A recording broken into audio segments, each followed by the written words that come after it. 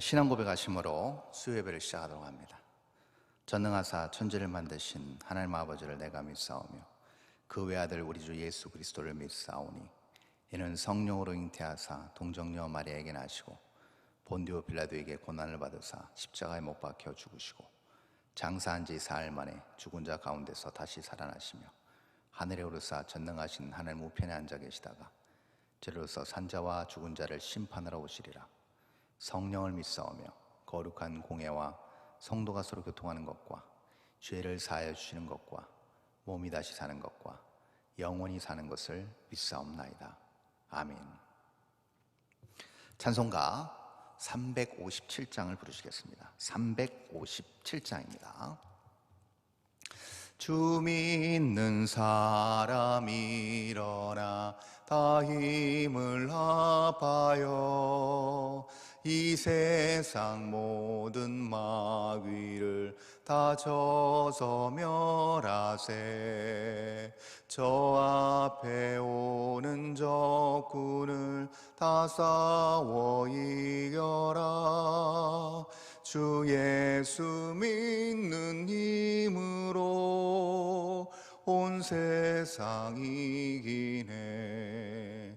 믿음이 이기네. 믿음이 이기네. 주 예수를 믿음이 온 세상 이기네. 온 인류 마귀 괴율로 큰 죄에 빠지니 진리로 띠를 띠고서 늘 기도드리세. 참 믿고 의지하면서 겁없이 나갈 때 주 예수 믿는 힘으로 온 세상 이기네. 믿음이 이기네. 믿음이 이기네. 주 예수를 믿음이 온 세상 이기네. 끝까지 이긴 자에게 흰 옷을 입히고 또 영생 복을 주시니 참 기쁜 일일세. 이 어두운 세상 지나서 저 천성 가도록 주 예수 믿는 힘으로 온 세상 이기네. 믿음이 이기네. 믿음이 이기네. 주 예수를 믿음이 온 세상 이기네. 아멘. 이 시간 우리 합심해서 기도하겠습니다. 하나님께서 은혜를 베풀어 주셔서 이 코로나19의 모든 상황이 다 종료될 수 있도록, 온전히 모든 것이 다 제자리를 잡고 회복될 수 있도록 하나님 은혜를 베풀어 달라고, 주의 몸된 교회인 평강교회를 주님께서 지켜주시고 또 조국의 모든 교회들 하나님께서 온전히 예배가 회복되고 하나님의 귀한 사역들이 더욱더 왕성하게 진행되는데 부족함 없도록 은혜를 베풀어 달라고, 여러 사역들이 다시 제자리를 찾고 하나님의 거룩하고 온전한 뜻을 이루는데 부족함 없는 귀한 교회들로 온전히 아름답게 주님께서 지켜보아야 달라고, 또 경제적으로 고통받는 많은 우리 교우들이 있습니까? 하나님께서 그 한숨과 그 어깨의 짐을 내려주시고 다 그 무거운 짐들 다 주님께서 걷어가 주심으로 말미암아 다시금 희망을 얻고 믿음으로 나아갈 수 있는 귀한 하나님의 거룩한 백성들 다 될 수 있도록 인도해 달라고, 또 병상에서 고통받는 우리의 환우들을 위해서 기도해 주시고, 정말 신음하고 고통받는 가운데 있는데 오랜 기간 동안 투병하고 있는 우리 환우들이 온전히 회복될 수 있도록 하나님 은혜를 허락해 달라고, 또 전 세계적으로 우리가 20개국의 미전도 종족을 품었습니다. 그 국가들에게 하나님께서 은혜를 주시고 복음의 빛을 비춰주심을 말미암아 주님을 영접할 수 있는 귀하고 아름다운 민족 될 수 있도록 하나님 역사해 달라고, 또 국내에 11개 교회, 우리가 같이 동역하고 사역하는 귀한 교회들, 하나님께서 그 교회에도 놀라운 은혜 허락해 주셔서 그 지역에서 왕성하게 하나님의 뜻을 이루어가는 데 부족함 없도록 하나님 함께 해달라고, 이 귀한 기도의 제목들을 가지고 간절한 마음으로 우리 합심해서 기도하겠습니다. 하나님 은혜를 감사합니다. 우리가 이 시간에도 아버지 하나님 온라인으로 예배드리며 하나님 주님 앞에 간구하며 나아갑니다. 하나님 연약하고 부족한 죄인임을 고백합니다. 하나님 무엇보다도 주님의 간구하심과 주님의 정말 보살핌 없이는 하나님 우리가 살 수 없음을 하나님 다시금 아버지 고백합니다. 연약함을 고백합니다. 하나님 우리의 부족함을 아버지 하나님 사하여 주옵소서. 무엇보다도 아버지 하나님 우리가 우리 뜻대로 살 수 없고 우리의 능력으로 한 팔자국도 우리가 전진할 수 없음을 아버지 하나님 고백합니다. 하나님 이 코로나19의 상황이 아버지 하나님 전 세계를 뒤덮고 있고 공포의 도가니로 하나님 정말 모든 것들이 다 정지된 상황으로 아버지 하나님 모두가 다 이 공포에 아버지 하나님 힘들어하는 가운데 있었습니다. 그러나 하나님 간절히 바라오는 것은 이것이 이제 어느 정도 한풀 꺾이고 자리를 잡고 온전히 모든 것들이 회복될 수 있는 아버지 하나님 귀한 아버지 하나님 시간을 허락하여 주시옵소서. 하나님 많은 것들이 아버지 하나님 피폐해졌습니다. 많은 것들이 무너져 있습니다. 하나님 회복시켜 주옵소서. 곳곳에서 아버지 하나님 온라인으로 예배드릴 수밖에 없는 상황, 예배 그 온라인조차도 아버지 하나님 온전히 예배드릴 수 없어서 혼자서 아버지 하나님 정말 외롭게 주님 앞에 예배하는 자들 하나님 주님 긍휼히 여겨 주옵소서. 또한 아버지 하나님 예전 같지 않은 아버지 하나님 그런 경제적 피폐함으로 아버지 하나님 고통받는 내일의 아버지 하나님 두려움으로 아버지 하나님 막막한 자들 하나님 주님 기억하여 주시고 불쌍히 여주시고 하나님 기도에 간구에 응답하셔서 온전히 아버지 하나님 그 모든 것들 다 아버지 하나님 이겨낼 수 있도록 다 헤쳐나갈 수 있도록 하나님께서 지혜와 긍휼과 자비를 베풀어 주시옵소서. 하나님 무엇보다도 아버지 하나님 육신의 질병으로 고통받는 아버지 하나님 환우들이 있습니까? 주님 기억하여 주옵소서. 하나님 무엇보다도 그 신음에 응답하여 주시고 하나님 그 고통이 아버지 하나님 오래 지속되지 아니하도록 하나님 속히 일어날 수 있도록 하나님 피 묻은 손으로 안수 감찰하시고 주님께서 온전히 찾아가 주시고 회복시켜 주시옵소서. 무엇보다도 아버지 하나님 간절히 바라고 원합니다. 하나님 전 세계 아버지 하나님 흩어져 있는 귀한 아버지 하나님의 아버지 하나님 정말 주님을 모르는 백성들이 있습니까? 하나님 20개국을 저희들이 품었습니다. 기도합니다. 복음의 빛을 비춰주시고 주 앞에 돌아올 수 있도록 긍휼을 허락하여 주시옵소서. 하나님 무엇보다도 아버지 하나님 국내에 있는 11개 교회 우리가 협력하고 지원하고 있습니다. 하나님 정말 아버지 하나님 그 땅에 놀라운 역사를 아버지 하나님 그 교회들을 통하여 이루어 주시고 온전히 아버지 하나님 그 땅이 그 교회를 통하여 복받고 회복될 수 있는 놀라운 역사 또한 이루어 주시옵소서. 하나님 감사합니다.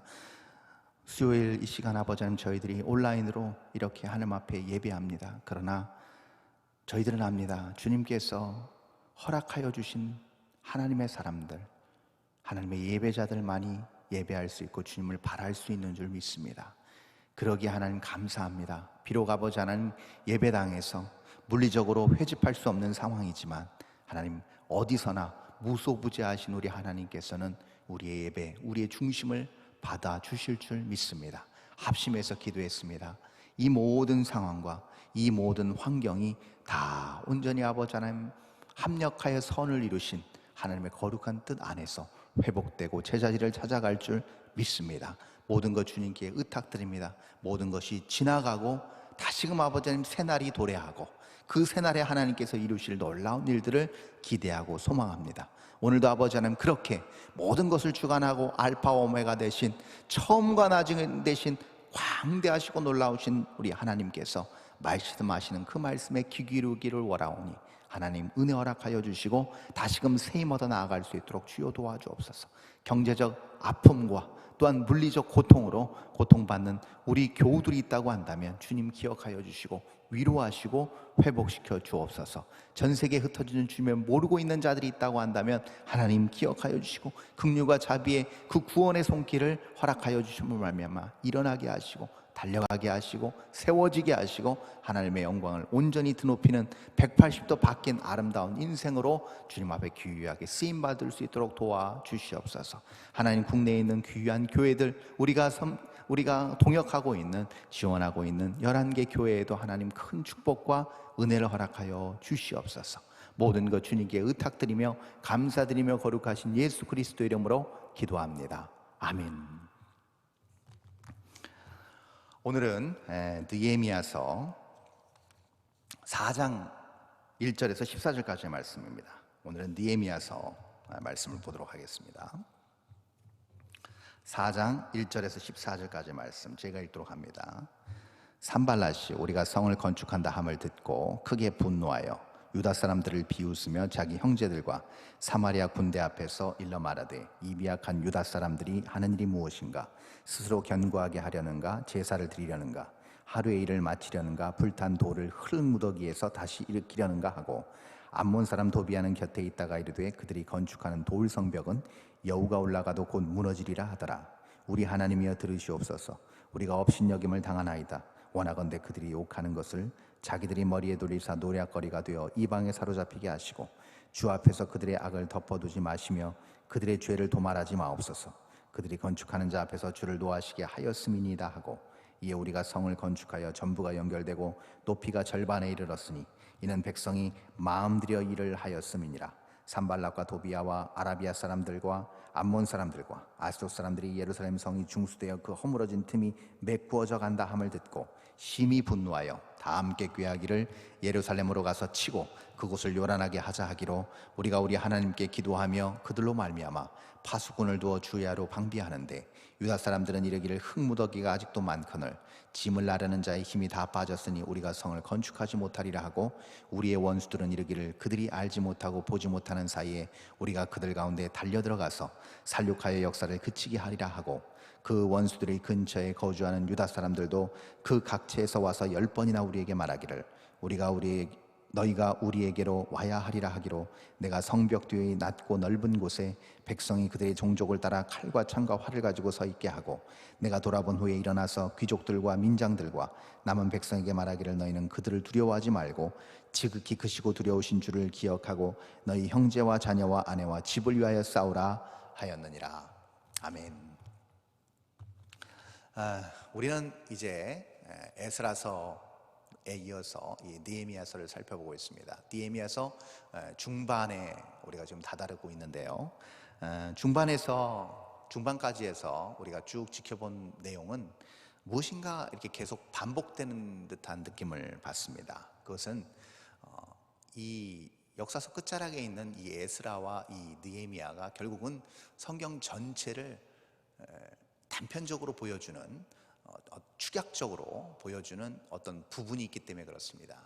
그것은 무엇이냐면 우리가 이 땅에서 발딛고 살기 때문에 결국은 하나님의 뜻을 따라 사는 사람들, 또 하나님의 계획 가운데 있는 자들, 그리고 하나님의 명령에 순종하는 자들과 그렇지 않은 자들, 하나님의 뜻을 대적하고 하나님의 명령을 거스르는 그 세력들과의 대립, 또 다툼, 그리고 분쟁, 이런 것들을 다루고 있다는 것이죠. 그래서 짧게나마 우리가 에스라서와 느헤미야를 살펴봤지만 결국은 이 모든 것들이 성경 전체에서 성경이 얘기하고자 하는 부분을 아주 단적으로 잘 대변해주고 있는 것입니다. 그래서 성경은 전체적으로 여러 상황과 또 정황 내지는 여러 장르를 통해서 동일하게 이런 부분을 얘기하고 있다는 것이죠. 그래서 눈에 보이지는 않지만 어떤 영역의 싸움을 하고 있습니다. 그 영역의 싸움은 뭐냐? 결국은 주권이죠. 내 개인, 내 가정, 내 공동체, 더 나아가 국가와 민족과 이 온 세상 전체 다 결국은 어느 주권에 속해 있느냐, 어떤 영적 주권에 의해서 움직이고 살아가느냐, 여기에 큰 차이점이 있다는 것이죠. 그리고 여기에서 비롯된 충돌을 성경은 잘 우리에게 전달해주고 있고 그것을 잘 우리에게 보여주고 있습니다.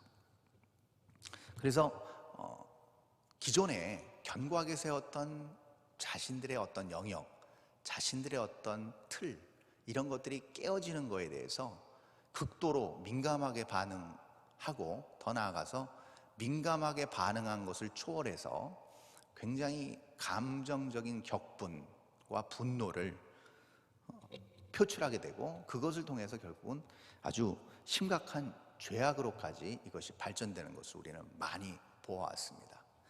그래서 여러분, 이것은 먼 이야기가 아닙니다.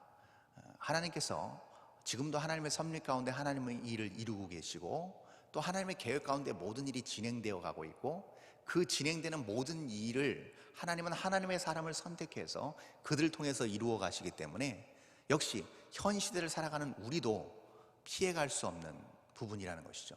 그리고 그 옛날 똑같은 영적 원리에서, 영적인 어떤 분쟁 가운데서 그 상황을 똑같이 맞닥뜨린 그 성경에 나와 있는 위인들과 우리의 믿음의 선진들도 역시 우리가 그때의 그 모습 그대로 우리도 현재 살아내야만 되고, 같은 영적 원리로 그것을 해결해야 된다는 것입니다. 그래서 우리는 오늘 이 말씀을 보는 것이고, 이 말씀에서 주는 교훈을 우리가 깊이 새겨야 될 것입니다. 오늘 본문 첫 절을 4장 1절에 보면 산발랏이라는 사람이 등장합니다. 그런데 이 산발랏이 크게 분노하는 장면으로 시작하는데요, 이 산발랏은요 호론 사람입니다. 이 호론이라는 지역은 사마리아의 벳호론을 얘기합니다. 여러분, 이 사마리아 지역은요 과거 북이스라엘의 중심지였습니다. 오므리 왕조 때부터 이게 도읍지로 정해져서 아합 왕 때 아주 찬란한, 아주 전성기를 이루었던 지역입니다. 북이스라엘 왕들의 도읍지였고요. 그리고 이 사마리아 지역을 중심으로 해서 북이스라엘의 정치적, 경제적 중심과 또 여러 그 필요한 부분들이 다 규합되는 어떤 그러한 중요한 지정학적 위치에 있었습니다. 그런데 이 북이스라엘, 특히 이 지역을 아주 우리가 주목해 볼 필요가 있는 것이 뭐냐면, 이 지역이 어떻게 초창기에 생겨났고 자리를 잡게 되었는가. 바로 북이스라엘 초대 왕이었던 여로보암 왕입니다. 여로보암 왕은 특별히 하나님께서 하나님의 계획 가운데 선택한 왕이었습니다. 그런데 문제는 이 왕이 자신의 왕권을 경고히 할 목적으로 베델과 단에 금송아지 제단을 세웁니다. 자신의 백성들이 남유다의 그 심장부인 예루살렘 솔로몬의 성전에 가서 예배드리지 못하도록, 어떻게 보면 정치적인 꼼수를 쓴 것이죠. 자기의 입지를 굳히기 위한 그런 처사였던 것입니다. 그래서 여기서 이 제단을 세워진 취지 자체가 선하고, 또 하나의 하나님께서 원하시는, 하나님이 기뻐하시는 그런 예배, 그런 제사를 드리고 싶은 순수한 마음으로 시작했으면 문제가 되지 않았을 텐데, 그 취지 자체와 그 발상과 그 시작이 철저하게 자기 개인의 욕망이었습니다.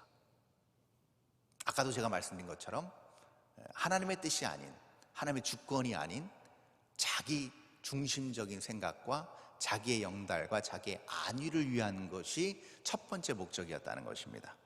그래서 결국은 이것을 계기로 첫 단추가 잘못 끼워지면서 이 북이스라엘의 모든 왕들은 선한 왕이 단 한 명도 나오지 않습니다. 그리고 그 모든 왕들의 말로는 열왕기 하나 또 역대기에 쭉 이렇게 기록되어 있습니다.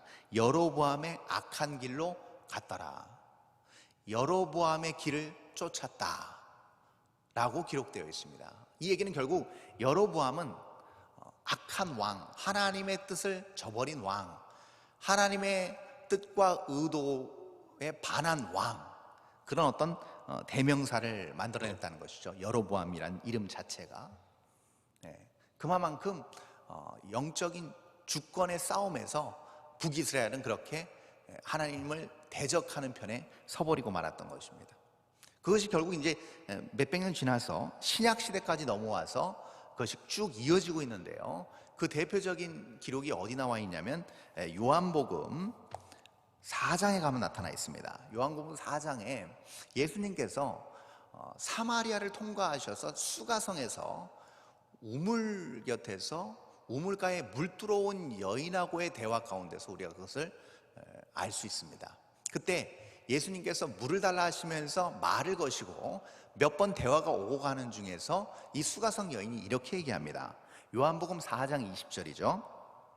우리 조상들은 이 산에서 예배하였는데 당신들의 말은 예배할 곳이 예루살렘에 있다 하더이다, 이렇게 기록되어 있습니다. 이렇게 이 수가성 여인이 얘기한 것이죠. 그러니 그 말은 결국 유다 사람들은 사마리아 사람들을 영적으로 인정할 수 없는 이유가 바로 여기 있다는 것이죠. 우리가 진골이다. 너희들은 아니다. 이미 너희들은 섞였다. 너희들은 여로보암의 길을 따르는 사람들이다 라고 판단했다는 것이죠. 그렇게 사마리아 사람들을 영적으로 무시하는 상황, 그리고 예배는 오로지 예루살렘에서만 드려야 되는 게 진짜 예배다라고 그렇게 여기고 있었다는 것이죠. 그것을 사마리아 사람들도 그렇게 알고 있었던 것 같습니다. 그래서 이 수가성 여인이 이렇게 얘기한 것이죠. 그런데 이 말을 예수님께서 받으시고 나서 바로 무슨 말씀을 하셨냐면 아주 유명한 말씀을 하셨습니다. 아버지께 참되게 예배하는 자는 영과 진리로 예배할지니. 여러분, 이 말 우리가 너무나도 잘 알고 있는 말씀이죠. 아버지께 참되게 진실로 예배하는 자, 그 자들은 어떤 자들인가? 영과 진리로 예배하는 자들이다. 그래서 중요한 것을 우리가 깨닫게 됩니다. 그것은 뭐냐면 하나님을 바라고 하나님 뜻에 순종하는 것은 우리가 가늠할 수 있는 물리적 영역이 아니라는 것입니다. 우리는 우리가 경험한, 우리가 체험하고 우리가 느낄 수 있는 영역과 그 범주 안에서 우리는 섣불리 판단한다는 것이죠. 그러나 하나님은 그렇지 않습니다. 예배도 마찬가지입니다. 대표적인 게 예배인데요, 예배를 우리가 이렇게 생각할 수 있습니다. 하나님 앞에서 온전히 드리는 예배는 정말 마음도 마음이지만 예배당에 와서 또 뭔가 정결하게 하고 뭔가를 잘 갖추고 모든 어떤 예배 양식과 순서를 다 갖추고 예배당에 와서 이렇게 예배를 드려야 되는 것 아닌가라고 생각하는 것이죠. 그런데 이 지금 수가성 여인과의 대화에서 우리가 알 수 있는 것이 무엇이냐면 아니라는 것입니다. 단편적으로 예배의 얘기인데요, 아니라는 겁니다. 중요한 것은 무엇이냐면 예배란 것은 하나님께 참으로 예배하는 자들은 영과 진리로 예배한다는 건 내가 원해서 예배한다는 게 아닌 것이죠. 여기서 예수님께서 얘기하고 싶으신 게 무엇이냐면 예배하는 것조차도 예배하는 마음이 들고 하나님께 온전히 내 모든 것을 헌신하고 드리겠다는 이 마음조차도 내가 원해서가 아니라는 겁니다. 그러면 누가 원해서 주시는 마음이냐? 영과 진리라는 거죠. 내 안에 없는, 즉 하나님께서 이끌어 주시고 하나님께서 그 마음 주시고 하나님께서 초대해 주시고 하나님께서 선택한 자들, 그 사람들만이 하나님 앞에 나올 수 있다는 말씀을 하고 계신 거예요. 이게 굉장히 영적 원리죠. 중요한 영적 비밀입니다. 그러므로 제가 아까 말씀드린 것처럼 이 에스라 느헤미야도 마찬가지입니다. 지금 예루살렘 성벽을 쌓는 이 문제도 마찬가지예요. 결국은 주권의 싸움입니다. 느헤미야가 자기 마음 가운데 이 마음을 품은 것 같지만 아닙니다. 우리가 쭉 초반부터 봤던 것은 무엇이냐면 그가 불일 듯한 마음이 더 끌어올랐던 것은 그가 철저하게 하나님과 소통했기 때문이에요. 하나님의 마음을 알았기 때문입니다. 이 성벽을 목숨 걸고 재건하려고 하는 목적도 바로 거기에 있었습니다. 아주 고위 관직에 있던 자가 그 모든 것들을 내려놓고 목숨 걸고 와서 이 일을 할 수 있는 것은 결국 나의 의지가 아니라는 것이죠. 이 부분이 굉장히 중요한 것이죠. 그래서 하나님 뜻에 따라서 하나님 원하시는 일을 하는 하나님 주권이 나를 인도하느냐, 나를 주관하느냐, 아니면 내 자신이, 내 욕심과 내 욕망이 나를 주도하느냐, 너무나도 판이하게 다를 수 있다는 겁니다.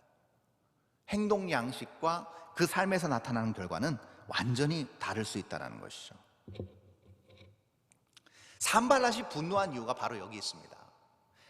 자기의 안위와 자기의 영향력과 자기의 지도력이 무너지는 것을 견딜 수 없어 하는 겁니다. 이게 전형적인 모습이라는 것이죠. 어떤 사람은 자기의 어떤 기득권을 다 오히려 내려놓고 왔습니다. 근데 어떤 사람은 전혀 위해를 가하지 않음에도, 물리적인 어떤 공격을 받지 않았음에도 불구하고 여기에 대해서 분개합니다. 이게 큰 차이가 있는 것이죠. 극명한 차이는 삶의 주권을 누구에게 두었느냐, 여기서 큰 차이가 난다는 것이죠. 정말 너무나도 큰 차이가 납니다. 그러니 삶의 관점이 다르게 보이는 것이죠. 삶의 헌신도가 다릅니다. 그리고 결국 자기의 소소한 일상 하나하나까지도 다른 모습으로 전개된다는 것이죠.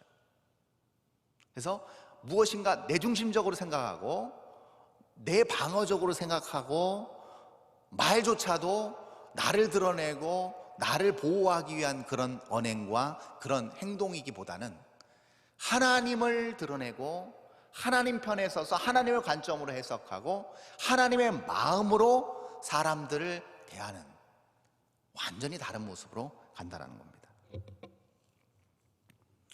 여기서는 단순히 그냥 물리적인 어떤 충돌과 또한 말의 어떤 공격 이런 걸로 끝나는 것처럼 보이지만 사실은 그 안에서 치열한 영적인 쟁탈전이 벌어지고 있는 것입니다.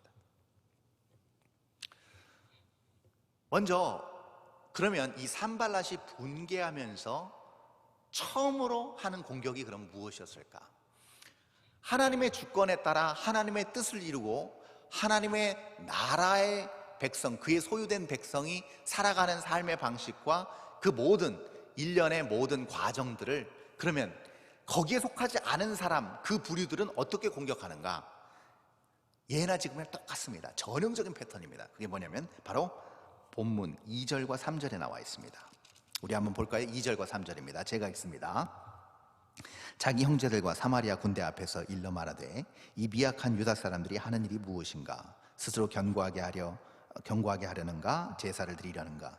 하루의 일을 마치려는가? 불탄 돌을 흙무더기에서 다시 일으키려는가 하고, 암몬 사람 도비아는 곁에 있다가 이르되 그들이 건축하는 돌 성벽은 여우가 올라가도 곧 무너지리라 하더라. 산발랏이 처음에 어떻게 공격하는가? 말로 인한 공격이라는 겁니다. 말에 의한 공격. 근데 여러분, 이 말이 굉장히 재밌습니다.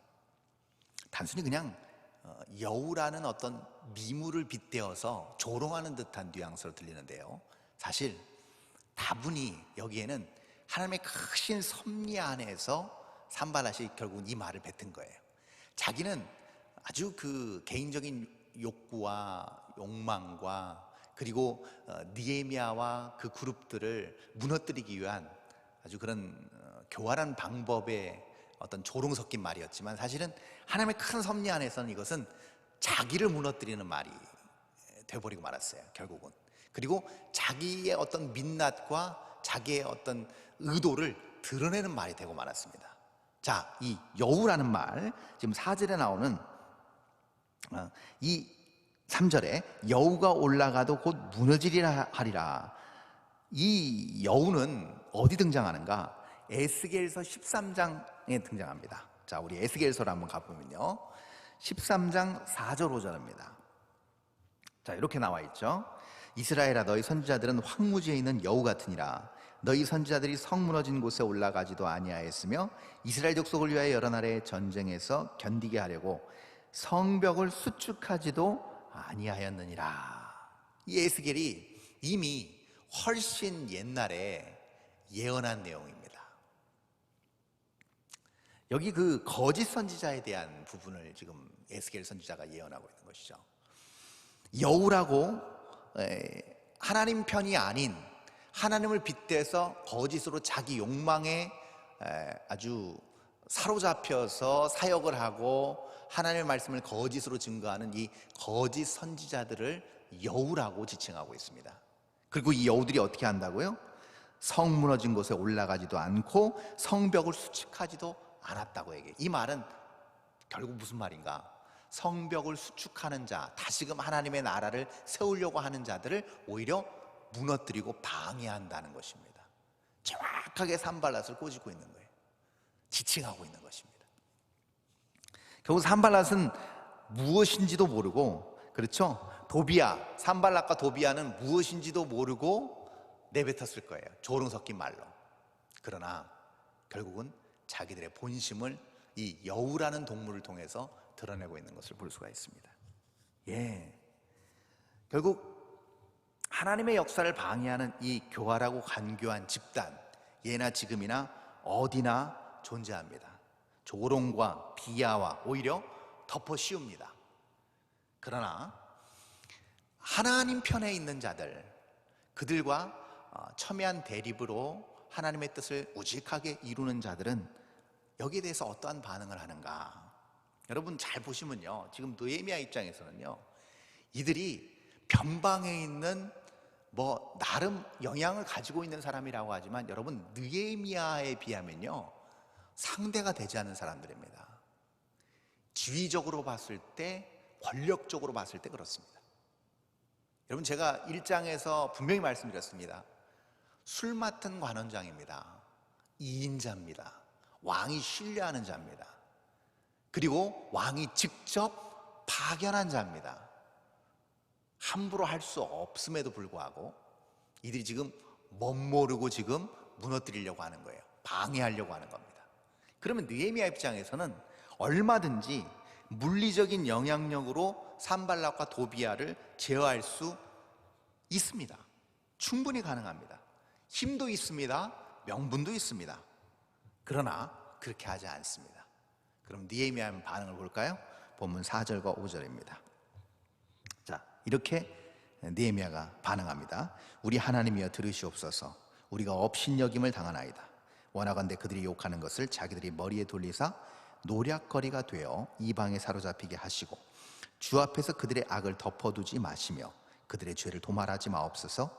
그들이 건축하는 자 앞에서 주를 노하시게 하였음이니이다 하고.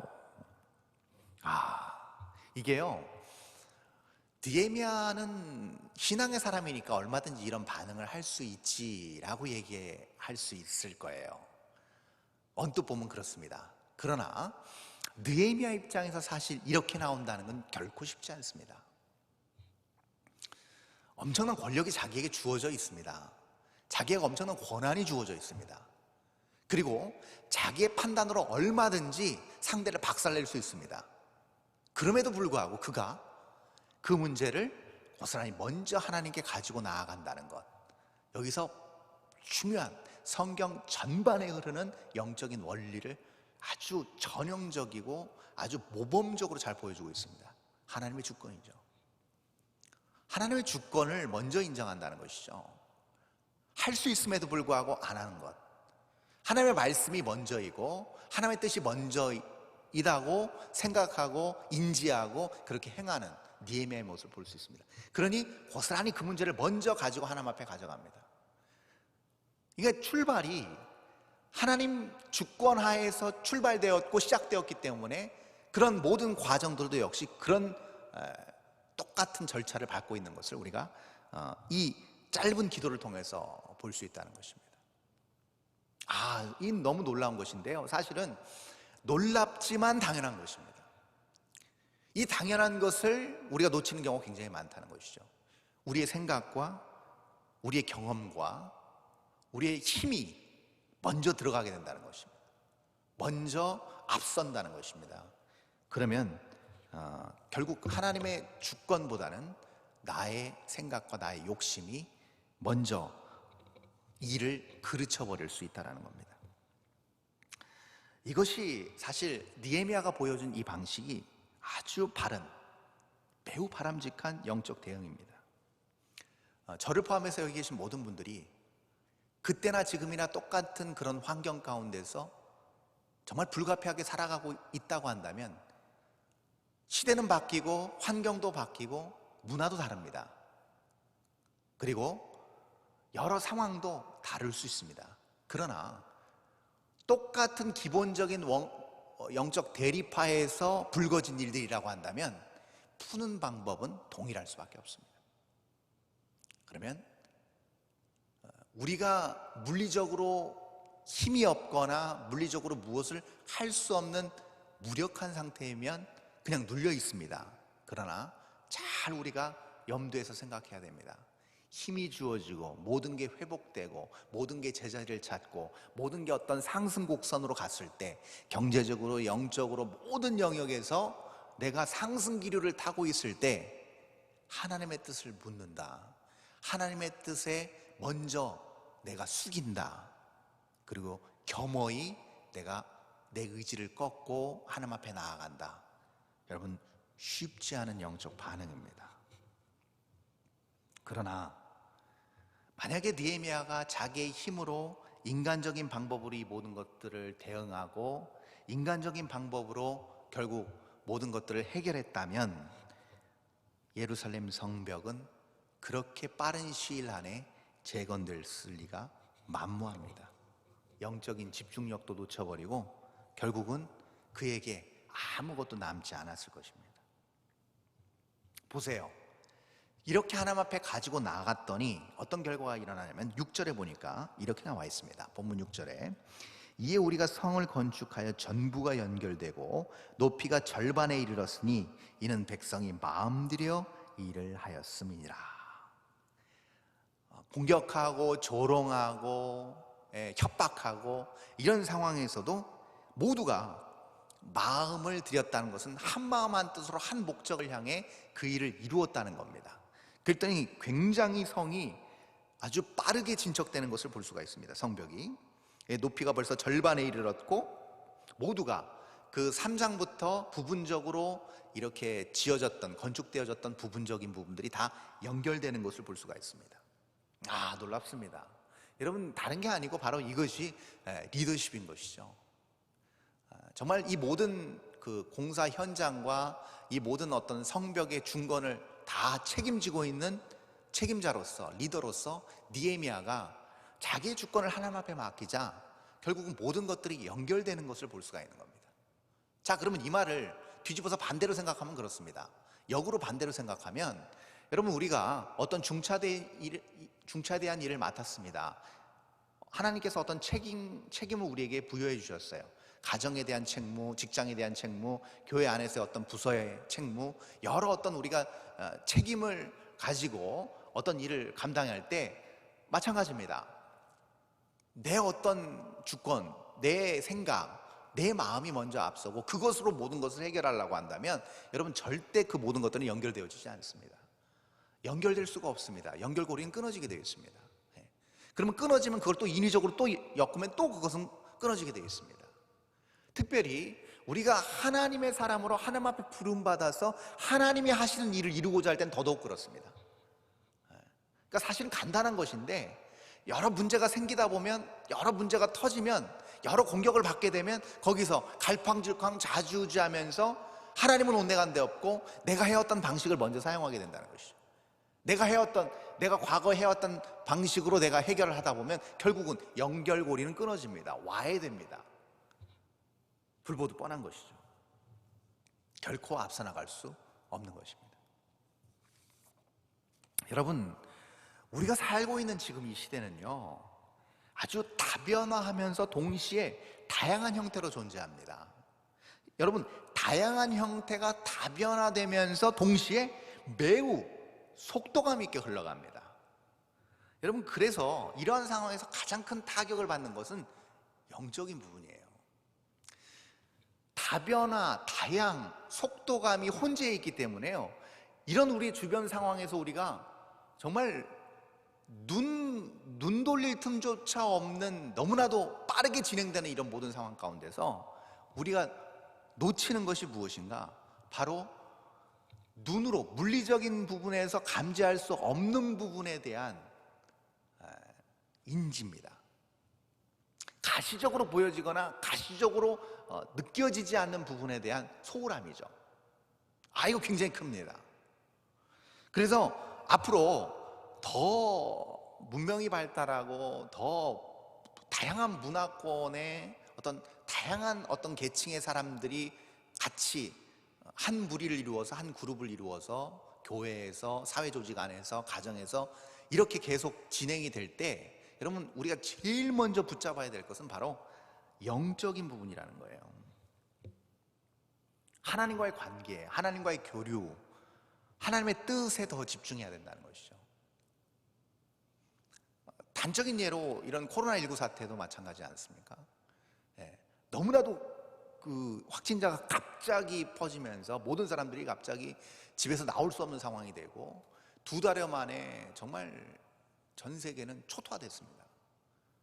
아주 순식간에 수십만 명의 사람들이 죽어나가고 정말 걷잡을 수 없이 이런 전쟁이 없는 것이죠.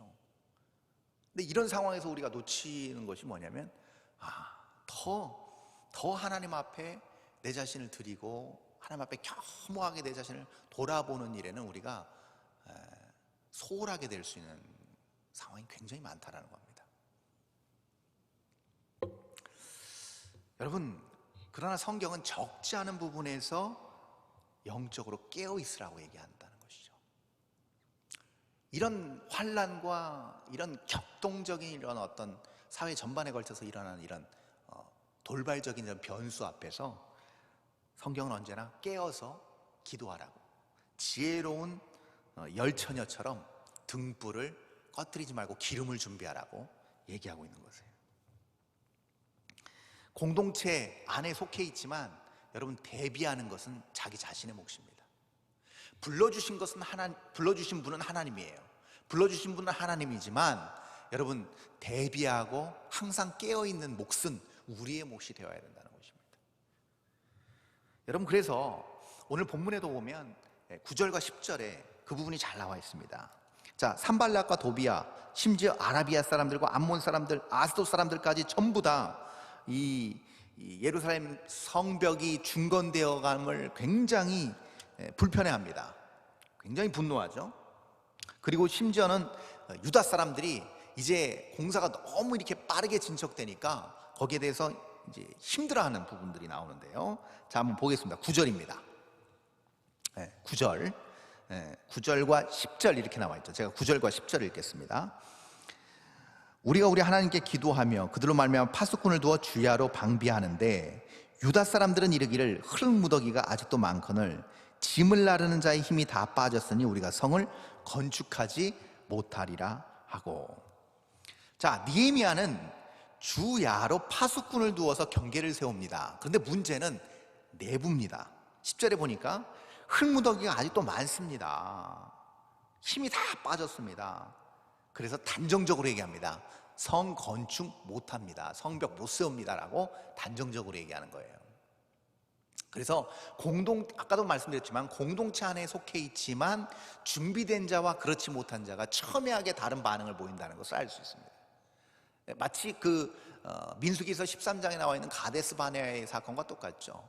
12명의 정탐꾼 중에서 그들에 비해 우리는 메뚜기입니다라고 10명이 얘기한 반면 2명은 아니다, 그들은 우리의 밥이다라고 얘기해요. 준비된 자와 그렇지 않은 사람들의 첨예하게 정반대의 말을 하고 정반대의 생각을 가지고 있는 것과 똑같습니다. 아주 10절에서 단정적으로 얘기합니다. 우리는 성전 건축, 성벽 못 세웁니다. 불가능합니다라고 얘기하는 것이죠. 여러분, 이 낙담하고 실망하는 사람들이 여러분 이방인들 아닙니다. 산발락과 도비야 일당들 아닙니다. 유다 사람들입니다. 내면이죠. 내부에서 벌써 이런 일들이 터지고 있는 거예요. 그리고 더 힘든 것이 있습니다. 내부에서 이런 일이 터지면서 12절에 보니까 이렇게 나와 있죠. 12절, 그 원수들의 근처에 거주하는 유다 사람들도 그 각처에서 와서 10번이나 우리에게 말하기를 너희가 우리에게로 와야 하리라. 왜요? 지금 이 성벽 건축을 방해하는 사람들이 살육하려고 물리적인 공격을 하기 위해서 준비한다는 사실을 안 거예요. 위협감을 느낀 거예요. 그러니까 너희들이 와서 지켜줘야 된다. 무려 10번이나 와서 그렇게 얘기한다는 것이죠. 그러니까 내부적으로 외부적으로 아주 진퇴양난의 상황입니다. 정말 너무나도 힘든 상황이죠. 그렇다고 가지도 못하고 또 돌아설 수도 없는 그런 상황인 거예요. 그런데 이 정도 되면 좀 중단하거나 연기할 만도 합니다. 그러면 조금 추후 상황을 보자, 우리 조금만 중단해보자 이렇게 할 텐데 느헤미야가 어떻게 하는가? 아주 흥미로운 반응을 합니다. 그것이 바로 13절에 나와 있습니다. 13절 한번 볼까요? 이렇게 나와 있죠. 내가 성벽 뒤의 낮고 넓은 곳에 백성이 그들의 종족을 따라 칼과 창과 활을 가지고 서 있게 하고. 이 부분이 굉장히 의아합니다. 왜요? 자, 보시면 제가 표시를 해놨죠. 낮고 넓은 곳에 백성을 배치시킵니다. 자, 생각해 보세요. 사방의 적들이 지금 숨어 있습니다. 언제 중무장하고 와서 공사장에 있는 사람들을 다 공격할지 몰라요.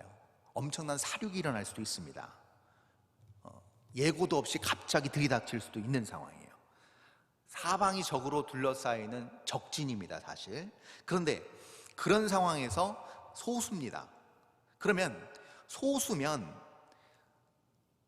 포위되어 있는 상황에서 소수면 낮고 넓은 곳에 있으면 안 됩니다. 그러면 어떻게 가야 되는가? 높고 좁은 곳으로 가야 됩니다. 그래야만 승산이 있습니다. 그래야만 몸을 숨길 수도 있고 다음을 도모할 수도 있기 때문에 그렇습니다. 근데 반대로 느헤미야는 낮고 넓은 곳으로 갑니다. 공격에 완전히 노출되기 쉬운 곳으로 간다는 거죠. 성벽 뒤라고는 하지만 아직 반밖에 올라오질 않았어요. 완전히 완공된 것도 아닙니다. 얼마든지 넘을 수 있고 얼마든지 무력하게 진압될 수도 있는 상황입니다. 그런데 느헤미야는 왜 이렇게 초강수를 두었을까? 무모하리만큼. 그 이유가 바로 14절에 나와 있습니다. 자, 오늘 본문 마지막 절 14절입니다. 자, 14절은 한번 다 함께 읽어보시겠습니다. 내가 돌아본 후에 일어나서 귀족들과 민장들과 남은 백성에게 말하기를 너희는 그들을 두려워하지 말고 지극히 크시고 두려우신 주를 기억하고 너희 형제와 자녀와 아내와 집을 위하여 싸우라 하였느니라. 아멘. 자, 제가 여기서 표시를 했습니다. 그들을 두려워하지 말고 지극히 크시고 두려우신 주를 기억하고. 여기에 중요한 원인이 숨어 있습니다. 두려움의 대상이 다른 것이죠. 다시 아까 제가 서두에 말씀드린 그 영적 원리입니다. 시종일관 동일한 자세를 유지하는 느헤미야의 모습을 볼 수 있습니다. 나를 인도하시고 나를 주관하시는 하나님이 나뿐만이 아니고 여기 있는 모두의 삶의 주도권을 가지고 계신 우리 하나님이다. 그분을 두려워해야 된다. 그분이 먼저 일하신다. 그리고 먼저 우선적으로 우리가 두려워해야 되고 경외해야 될 대상이다. 이렇게 느헤미야는 생각하고 있었던 거예요.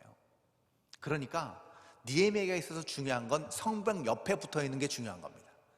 공사를 계속 진척시키는 게 중요한 것이지 어디 높은 데 숨어서 몸을 숨기고 있거나 또 이 전쟁을 대비해서 잠시 조금 어떤 전쟁의 성과를 거둬서 그들에게 어떤 역반응 내지는 역공을 펼쳐서 그들을 쫓아내버리고자 하는 그런 마음이 아닌 거예요.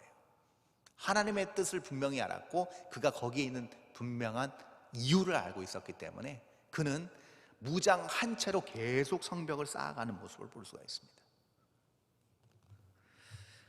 사랑하는 성도 여러분, 오늘 이 1절부터 14절까지 4장에 있는 내용, 특별히 마지막 이 14절의 내용을 통해서 우리가 알 수 있는 게 무엇이냐면, 여러분이 교회 안에서 우리가 이제 회집을 재개하고 모든 것들이 원상복귀 되어서 예전처럼 예배하고 또 우리가 사역하고 할 때는 별 문제가 없습니다. 문제는 지금이에요. 교회를 떠나서 교회에 올 수 없는 상황, 내 가정에서, 내가 출근하는 직장에서, 또 어떤 교회 아닌 그런 모임과 그 만남 가운데서 어떤 생각을 가지고 어떤 삶의 관점과 목적의식을 가지고 살아가느냐가 우리의 삶의 태도를 바꿉니다. 우리 삶의 모습은 결국 그것으로 드러난다는 것이죠. 제가 강단에 설 때마다 계속 말씀드린 것이, 여기서 누구나 아멘 할 수 있고 누구나 하나님을 부를 수 있습니다. 이 공동체 안에 누구나 속해 있습니다. 그러나 이 공동체 안에서도 분명하게 드러나는 것이 있습니다. 안 됩니다. 힘듭니다. 불가능합니다. 도저히 이것은 우리가 해오던 방식이 아닙니다 라고 말할 수도 있습니다. 그러나 먼저 우리가 알아야 되는 것이 우리의 주권이 하나님 앞에 있고 우리 모두가 기도했고 부름받았고 이 자리에 있고 여기까지 인도하신 분이 하나님이라고 한다면 이런 분명하게 모든 것들을 주님 앞에 가지고 나아가야 됩니다. 여기 이 영상 예배를 다 함께 드리시고 계신 모든 성도 여러분들도 개인적으로 한번 돌아보시기 바랍니다. 그리고 내면 깊숙한 곳에서 질문을 던지시기 바랍니다. 과연 나는 하나님 앞에 내 모든 삶의 주권을 드리고 그분이 나의 삶을 주도하도록 내가 맡기고 있는가? 내가 과연 교회를 떠나서 지금 내 삶을 돌아볼 때 과연 옛날에 교회 안에서의 그 모습과 지금 나의 모습은 어떤 차이가 있는가? 그런 여러 위기와 여러 우리가 피할 수 없는 그런 분쟁과 대립 안에서 여기 지금 짧은 본문이지만 이 4장 안에서의 그 느헤미야처럼 그렇게 주저없이 이렇게 하나님 원하시는 방법대로 우리가 할 수 있을까? 일말에 전혀 갈등과 고민 없이 주권을 하나님 앞에 맡기고 갈 수 있겠는가? 여기에 대해서 우리 스스로는 우리 스스로에게 자문해 보아야 될 것입니다. 사랑하는 성도 여러분, 우리의 믿음은 우리의 일상의 생활과 또 우리 마음의 중심에서 판가름 납니다. 하나님은 그것을 보십니다. 그것으로 우리를 판단하시는 것입니다. 신앙의 연륜, 우리가 하나님 앞에 이룬 어떤 업적, 우리의 직분 아닙니다. 우리 현재의 지금 이 모습입니다. 그러므로 언제나 영적으로 깨어 경성하여 하나님 앞에 부끄럽지 않은 하나님 앞에 모든 주권을 맡긴 그런 순수하고 순진한 어린아이와 같은 주님 없으면 안 됩니다. 주님께서 함께 해주셔야 됩니다. 주님과 나는 꼭 붙어 있어야만 됩니다. 주님께서 내가 정말 한 걸음도 걷지 못하는데 내 손 붙잡고 내 걸음을 인도해 주셔야만 됩니다라는 고백으로 오늘도 또 남은 인생을 그렇게 살아내시는, 그렇게 복되게 살아가시는 저와 여러분 될 수 있기를 주님의 이름으로 축원합니다. 기도하겠습니다. 존귀하신 하나님 감사합니다. 구원해 주신 것 감사하고 주님의 나라 백성 삼아 주신 것 감사합니다. 그러나 하나님, 그 은혜를 망각할 때가 있었습니다. 내 생각이 앞설 때가 있었고 내 경험이 앞설 때가 있었습니다. 주변의 상황에 눌려서 하나님 주님을 외면한 적도 있었습니다. 내 생각대로, 내 판단대로, 내 의지대로 할 때가 있었습니다. 하나님, 오랜 기간 동안 봉사하지 못하고, 오랜 기간 동안 물리적으로 예배하지 못하고, 오랜 기간 동안 기도회로 모이지 못해서 기도하지 못했다고 했을 때 지금 우리 개개인의 모습을 주님 앞에 올려드립니다. 하나님, 우리의 삶이 주님의 것이라고 한다면 다시금 아버지 주님의 원하시는 방법대로 우리 스스로를 다시 재조정하기를 원합니다. 돌이키기를 원합니다. 주권을 맡기고 주님께서 원하시는 대로 그렇게 살아갈 수 있도록 우리를 온전히 인도하여 주시옵소서. 믿음은 하나님, 우리의 현재의 지금 이 모습으로 하나님 앞에 어떻게 살아가느냐인 줄 저희들 알고 있습니다. 그러기에 하나님, 주님께서 원하시는 모습이 아니라고 한다면 깨닫게 하시고 돌이키게 하시고 회개하여서 주님께서 원하시는 그런 합당한 그 길로 갈 수 있도록 하나님 우리를 온전히 인도하여 주시옵소서. 그리하여서 하나님, 느헤미야처럼 주저없이 일말의 갈등 없이 매 순간마다 어떤 그런 위기 앞에서도 하나님의 뜻을 구하고 하나님 나라의 백성으로서 하나님 앞에 주권을 맡겨드리는 그런 거룩한 하나님의 사람들 다 될 수 있도록 인도하여 주시옵소서. 믿고 감사드리며 거룩하신 예수 그리스도 이름으로 기도합니다. 지금은 우리 구주 예수 그리스도의 한량없는 은혜와 하나님 아버지의 극진하신 사랑하심과 성령 하나님의 위로 교통 충만하심의 역사가 모든 주권을 하나님 아버지께 맡기고 주님의 인도하신 바대로 한 걸음 한 걸음 뚜벅뚜벅 아름다운 순종의 길을 가기로 결단하고 다짐하는 주의 거룩한 백성들 머리머리 위에와 이들의 가정과 이들의 직장과 이들의 모든 환경과 위기의 상황 가운데 그들의 머리 위에 그들의 상황 가운데 이제부터 영원토록 함께 있을지어다. 아멘.